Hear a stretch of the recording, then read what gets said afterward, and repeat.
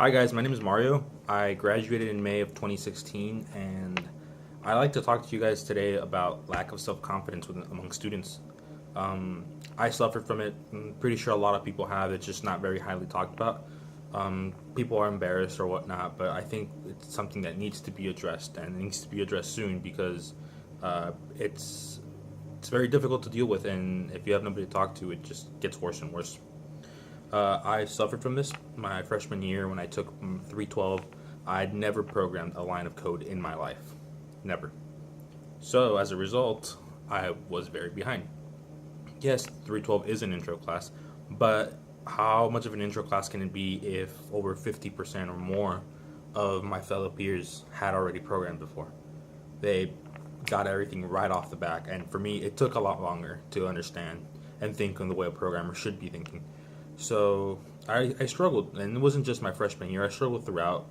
I always beat myself down. How come I can't do as well, or how come I'm not understanding these concepts as fast enough or as good enough as an X person in my class?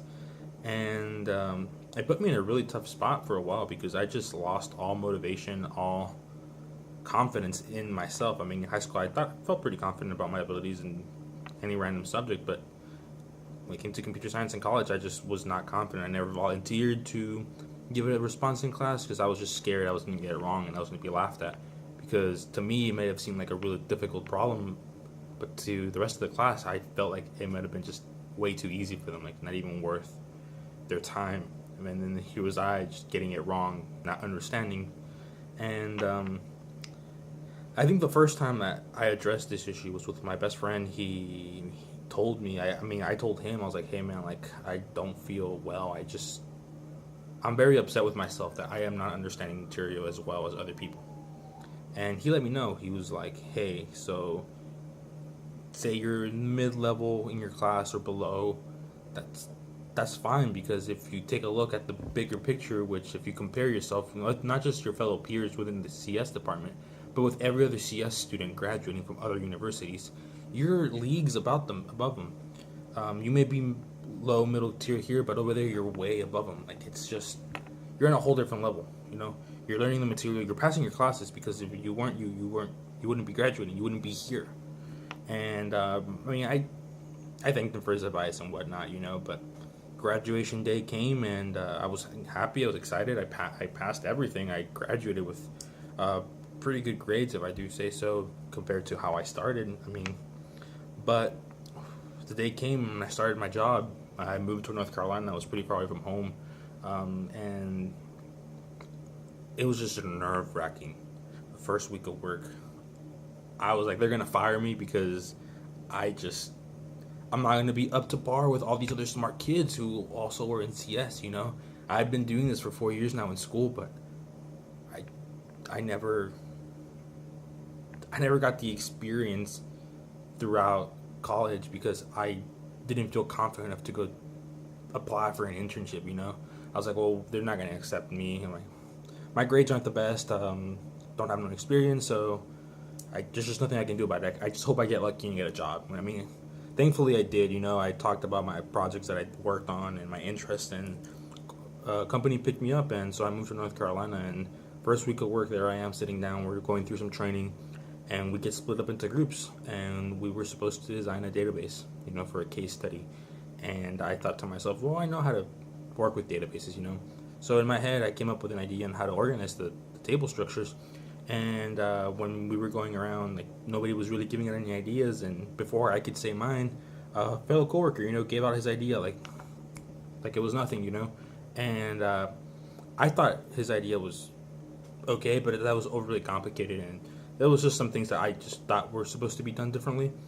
But again, with the self doubt, I had no confidence in my answer, so I didn't even bring it up. Now I learned it's the wrong thing. Even if you have if you have an idea and you're not sure if it's right or wrong, you should still throw it out there because the worst that can happen is your idea doesn't get rejected, and that doesn't matter because it's not about you. It's about the project itself flourishing and growing, going in the best direction. So if we can get a better idea out of somebody else, that's great. Even if that's not your idea. So I didn't say anything about what I thought. Everybody else seemed to agree. Nobody really questioned it. We stuck with that idea and presented it to the rest of her group. Uh, Turns out that the way I had thought of it was the correct way. But since I didn't voice my opinion or my thoughts on how to attack this problem, it never got heard and we went with the wrong answer. But that really opened up my eyes, you know. It reminded me what my friend said. Yeah, you may not have the best grades, you may not be at the top of your class, but you're at UT. You're studying computer science at one of the top universities, and you're surviving. You know, you don't have an A, but you don't have an F. You're understanding the material enough to pass your class or to advance to the next level, and the foundation is there. So, just because you did not get it completely correct on that one test or that one programming assignment doesn't mean you can't go back to it months later and be able to work your way through it and solve it easily. And that just really opened up my eyes that I need to believe in myself or else I'm not going to get anywhere. It's not beneficial to me and it's not beneficial to the company I'm working for or my group. Because if I would have voiced out my idea and I would have defended my idea with reasonable responses, then we may have not even decided to use my coworker's idea and used mine instead. And our presentation would have been a lot better because we would have had the correct solution. But I hope that people start talking more about this and letting others know it's okay if you're not Albert Einstein, if you're not Alan Turing. Nobody expects you to be. You're starting off, even if you're not starting off on the same level as anybody else. What matters is what you do to work your way up, and don't let yourself be kept down. If I were to go back to college, some advice I would definitely give myself is don't worry about how much better others are doing from you. Be happy for them, strive to be like them, but don't let it bring you down. Take chances. Being rejected by a company is not that bad. It really isn't, because at the end of the day, you can just go apply to that same company again and maybe you'll get hired that time. Or you can go to another place and you'll be hired there. And it just makes it a lot easier if you have that experience with talking to companies, even though you may not really know what you're doing. But by going to that interview and listening to what they're asking you, you have a better idea of how that company works or how companies similar to them might work.